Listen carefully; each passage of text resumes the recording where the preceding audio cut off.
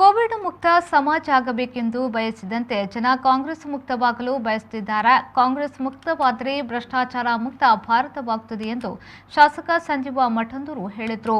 Puttur cooperative town bank ಸಭಾಂಗಣದಲ್ಲಿ ನಡೆದ ಬಿಜೆಪಿಯ ಗ್ರಾಮಾಂತರ ಮಂಡಲ ಕಾರ್ಯನಿರ್ವಹಣಾ ತಂಡದ ಸಭೆಯನ್ನು ಉದ್ಘಾಟಿಸಿ ಮಾತನಾಡಿದರು. ವಿಶ್ವಸಂಸ್ಥೆಯ ಸಭೆಯಾಗಬೇಕಾದರೆ ಕೊರೋನಾ ಮಧ್ಯೆ ಅದರ ಅಧ್ಯಕ್ಷತೆಯನ್ನು ಭಾರತದ ಪ್ರಧಾನಿ ನರೇಂದ್ರ ಮೋದಿ ಅವರಿಗೆ ಕೊಡುತ್ತಾರೆ.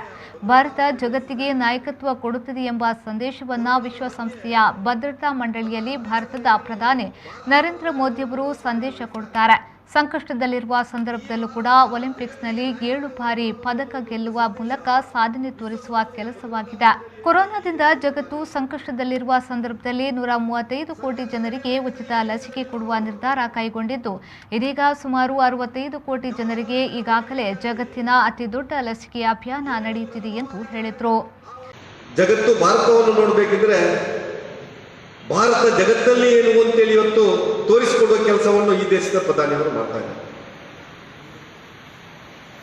ಇಡೀ ಜಗತ್ತಿನ ಆ ಒಂದು ವಿಶ್ವಸಂಸ್ಥೆಯ ಭದ್ರತಾ ಮಂಡಳಿಯ ಸಭೆ ಆಗಬೇಕಿದ್ರೆ ಕೊರೋನಾದ ಮಧ್ಯೆ ಅದರ ಅಧ್ಯಕ್ಷತೆಯನ್ನು ಭಾರತದ ಪ್ರಧಾನಿಯವರು ಪ್ರಥಮ ಬಾರಿಗೆ ವಹಿಸ್ತಾರೆ. ಈ ಭಾರತ ಜಗತ್ತಿಗೆ ನಾಯಕತ್ವವನ್ನು ಕೊಡಬಲ್ಲದು ಎನ್ನುವಂಥ ಸಂದೇಶ ವಿಶ್ವಸಂಸ್ಥೆಯ ಭದ್ರತಾ ಮಂಡಳಿಯಲ್ಲಿ ಈ ದೇಶದ ಪ್ರಧಾನಿಯವರು ಕೊಡ್ತಾರೆ. ಸಂಕಷ್ಟದಲ್ಲಿರಬೇಕಾದ್ರೆ ಈ ದೇಶದ ಯುವಕರು ಜಪಾನ್ನಲ್ಲಿ ಒಲಿಂಪಿಕ್ ಅಲ್ಲಿ 7 ಪ್ರಥಮ ಬಾರಿಗೆ ಆ ಒಂದು ಪದಕವನ್ನು ಗೆಲ್ಲುವ ಮುಖಾಂತರ ನಮ್ಮ ಸಾಮರ್ಥ್ಯ ಏನು ಅಂತ ಹೇಳಿ ತೋರಿಸಿಕೊಳ್ಳುವಂತ ಕೆಲಸವನ್ನು ಮಾಡ್ತಾರೆ.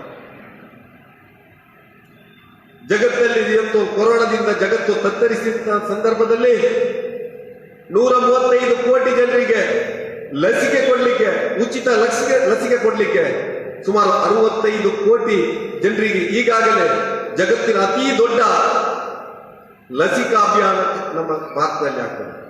ಇವತ್ತು ಜಗತ್ತು ಕೊರೋನಾದಿಂದ ತತ್ತರಿಸಬೇಕಿದ್ರೆ ಭಾರತ ಆತ್ಮನಿರ್ಭರತೆ ಅಂತ ಇದೆ. ಭಾರತ ಎಲ್ಲ ಜನರಿಗೂ ಇವತ್ತು ಈ ದೇಶದ ಪ್ರಧಾನಿಯವರು ಆರ್ಥಿಕತೆಯ ಮುಖಾಂತರ ಮತ್ತೊಮ್ಮೆ ಚೈತನ್ಯವನ್ನು ತುಂಬುವಂತ ಕೆಲಸವನ್ನು ಮಾಡಿದ್ದಾರೆ. ಇಂತಹ ಸಂದರ್ಭದಲ್ಲಿ ಬಹುಶಃ ನಮ್ಮ ಕಾಂಗ್ರೆಸ್ ಪಾರ್ಟಿ ನನ್ನ ಅಸ್ತಿತ್ವವನ್ನು ಕಳ್ಕೊಳ್ಳುವಂತ ಈ ಹಂತದಲ್ಲಿ ಆ ವಂಶ ಪಾರಂಪರ್ಯವನ್ನು ಮತ್ತೊಮ್ಮೆ ತೋರಿಸಿಕೊಡುವಂತ ಕೆಲಸವನ್ನು ಮಾಡ್ತದೆ. ಈ ಸಂದರ್ಭದಲ್ಲಿ ಜಿಲ್ಲಾ ಸಮಿತಿಯ ಉಪಾಧ್ಯಕ್ಷ ರಾಮದಾಸ್ ಬಂಟ್ವಾಳ, ಪ್ರಧಾನ ಕಾರ್ಯದರ್ಶಿ ವೆಂಕಟ್ ಒಳಲಂಪಿ, ಗ್ರಾಮಾಂತರ ಮಂಡಲ ಅಧ್ಯಕ್ಷ ಸಾಜಾ ರಾಧಾಕೃಷ್ಣ ಆಳ್ವ, ಪುರುಷೋತ್ತಮ್ ಮುಂಗ್ಲಿಮನೆ ಮತ್ತಿತರರು ಉಪಸ್ಥಿತರಿದ್ದರು.